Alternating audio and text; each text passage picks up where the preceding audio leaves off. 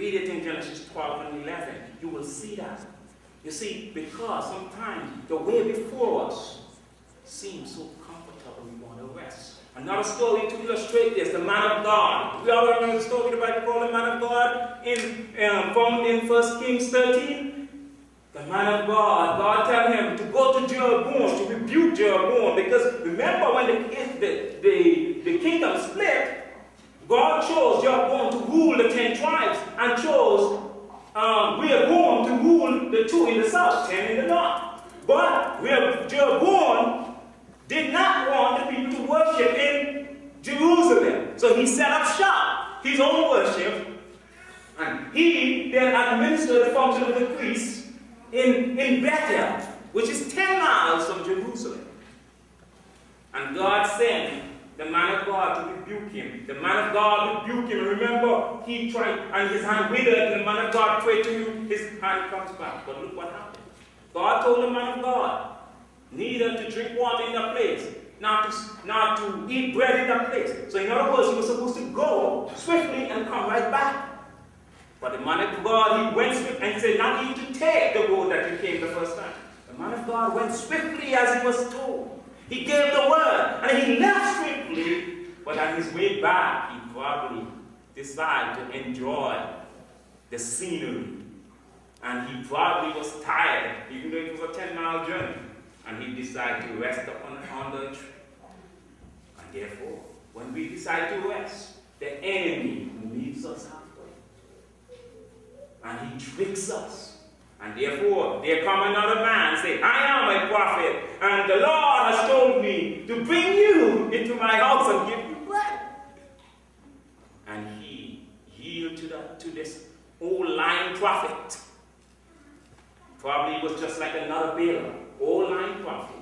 And that day, the prophet, the old lying prophet, did prophesy truth, because he prophesied the destruction of the man of God. You see, when we become comfortable and we compromise with the world, God is going to use them to speak our doom. We must be careful.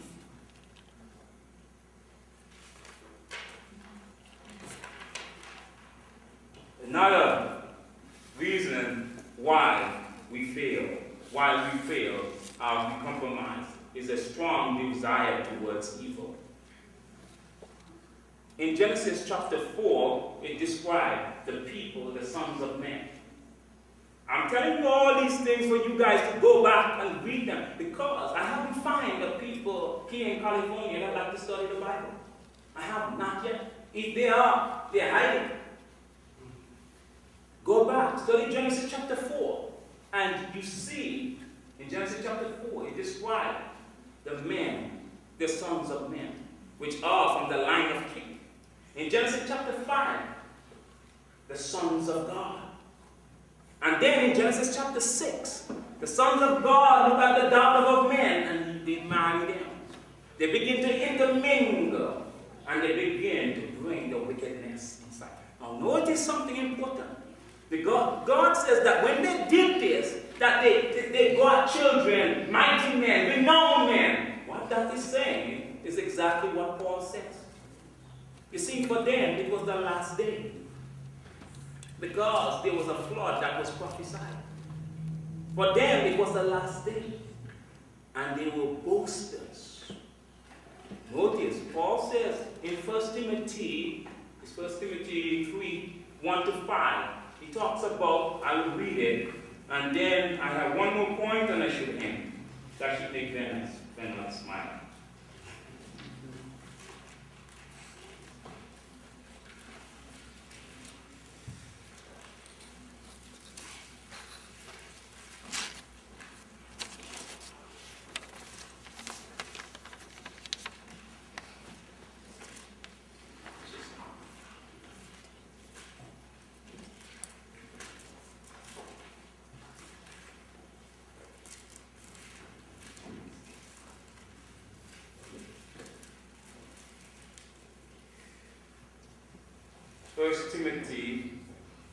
Second Timothy actually.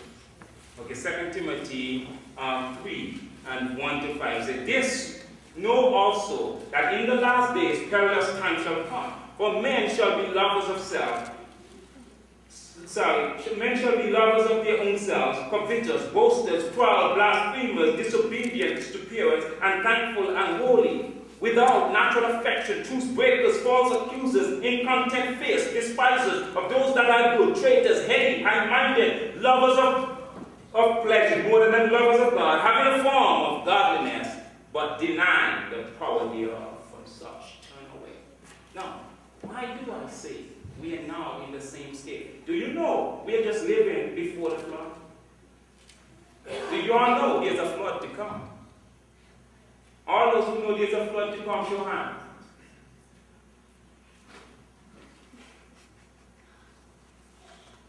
Wow. Well, I will enlighten you. There was a flood of water, but the flood of fire will come. Don't you all read that in the Bible? The whole earth will be engulfed in fire. Read these things and know that. Now, why does this seem? I say this is in the last day, we're here now. You see, because if you look at this verse and you apply it to the world, it doesn't work. But the world has always been that way. There's always been heady, high-minded, all these things, traitors and all this. The problem, he's talking about the people who know God. Is when these things are happening in the church, then we know we're in the last days. Because see, these things are to not happen in the church. That was Paul's point to Corinthians. These things are not to happen in the church. And therefore, destruction is near. That's why Christ said, just as it was in the day of Noah, so it shall be in the day of the Son of Man. We are living in that day. So we cannot compromise. We cannot lose now. One of my favorite verses in the scriptures is found in 1 Corinthians 9 and 26 and 27 when he talks about, I'm not as one who beats against the air, but I beat my body into subjection, that when I myself have preached the gospel, I'm not a castaway. So we can't afford to compromise. Not now. Not ever. The last point is having no backbones. Our people have no backbones. Imagine we were given a message to the world, and now we have embraced the world. That's a people without backbone. You see, Israel had no backbone. Because they had no backbone, they look out at the prosperity of the wicked and they say, we want a king. We want to be like the heathens. And God said, Samuel was upset. Samuel was basically saying, how could you people do this? Don't you remember what God has done? Don't you remember how God has brought us out of Egypt? Don't you remember? And God tells Samuel, don't be wrong. They didn't reject you. They rejected me. And I will give them a king. And he shall take their land. He shall take their wives. And these things. Because the people had no backbone. Because understand this. Israel's location was chosen strategically. You see, on the north of Israel, if you ever look at where Israel is today, on the north was the Chaldean, Iraq, Iran, and so forth. One of the first great empires. On the north, they were there. Down below, another empire, the Egyptian. Israel was chosen between these two great civilizations because the hard desert was to the east. And the sea, rough seas, was to the west. So the only way people, in order to trade and communicate, they had to pass through Israel. And the idea is, as they passed through Israel, they would see a people who serve the living God. And then, as they experience the people, they would say, didn't our hearts burn when they spoke? The way they lived, wasn't it special? And look how their God come down. We have never seen our God, but their God actually burns offering off the altar. They would